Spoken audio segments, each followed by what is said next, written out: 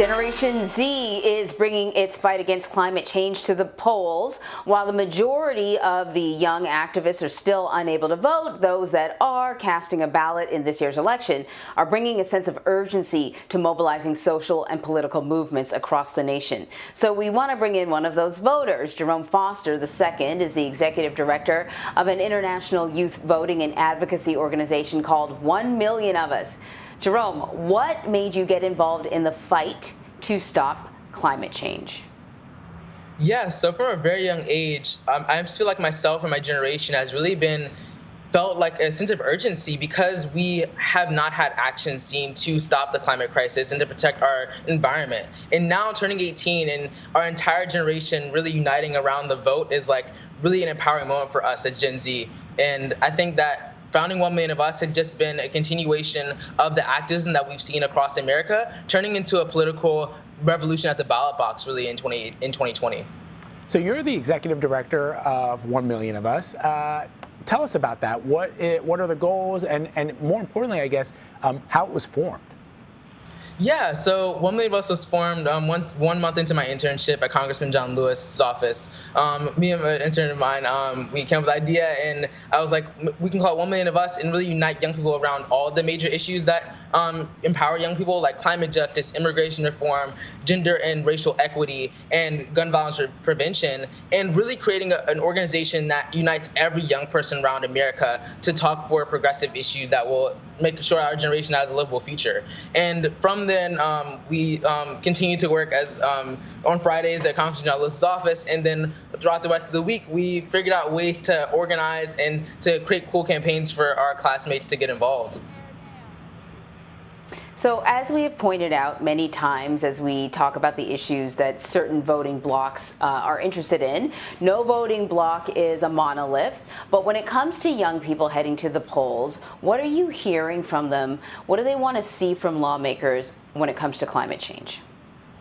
Yeah, I think that especially as young people, we have just grown up in a lot of these systems of oppression, whether that's climate justice and the different moves that we're seeing.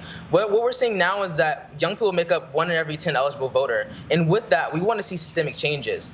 For so long, we have been unheard. For so long, we haven't been included in the conversation. So right now that we have that ability to impact politics and that we're rising to the political occasion, we want to see real solutions and not just partisan talking points anymore. That's not what young people vote for. We vote for values and we vote for systemic changes. So I love that you interned at the late Congressman John Lewis's in his office, and he left us with blueprints for how to get into what he called good trouble. Do you see any historical antecedents to the efforts you are making to educate people about climate change, especially to older Americans, older generations that perhaps may not believe that climate change is real or isn't as bad as some people make it? Do you see some of the historical antecedents to what Congressman Lewis accomplished when he was a young man in the 1950s and 60s marching for civil rights and equality?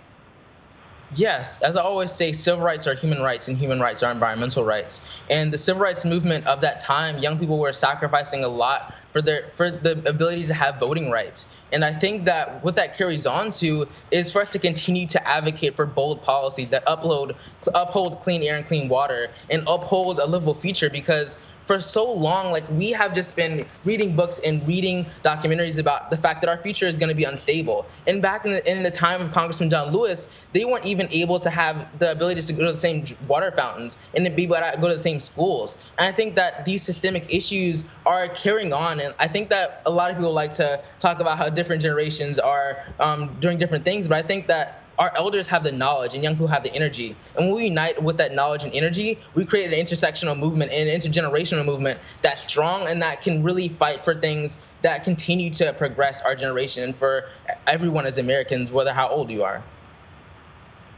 Well, there are people out there that think, climate change is not happening, or it's happening, it's not a result of anything that humans are doing, or, yeah, it is happening, but let's not let the remedy be worse than the problem. Let's not have millions of jobs disappear, and that will be a whole other problem. So what do you say to maybe some older folks who say, look, I got a mortgage, I pay taxes, And I don't think climate change is as pressing as you do.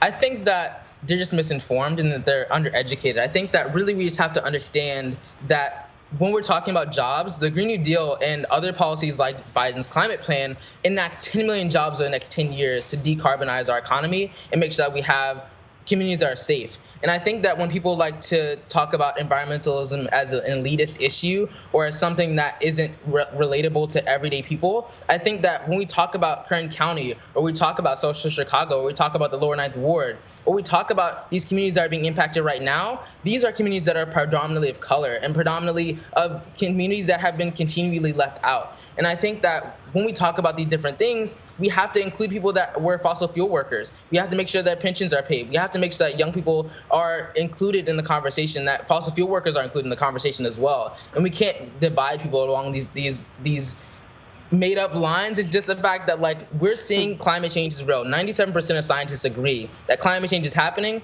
and that we have 10 to 11 years, 7 to 10 years to make sure that we don't reach the tipping points for these natural climate systems. And I think that what we have to do is just unite behind the science. And we have to have unwithering stances of the fact that if we invest in our communities and make sure that we retrofit our buildings, that we have clean water and clean air, that creates jobs, because we have to advance our infrastructure. But if we continue to invest in systems that will continue to degrade our entire community, like if we continue to use fracking, which causes 903 earthquakes in Oklahoma, then how is that beneficial to people? You may have a job, but you don't have clean air and clean water. What clean energy offers is a good job, a good high wage paying job, and also access to clean air and clean water, and make sure that your community is safe. And I think that's really what the conversation needs to be had, is that they try to say that clean energy doesn't have jobs, but it has so many jobs because we're transforming our economy to make sure that it's ready for the 21st and 22nd century. Jerome Foster II, of 1 million of us, thank you very, very much. We totally appreciate it. Really interesting. Honor and a pleasure to be here.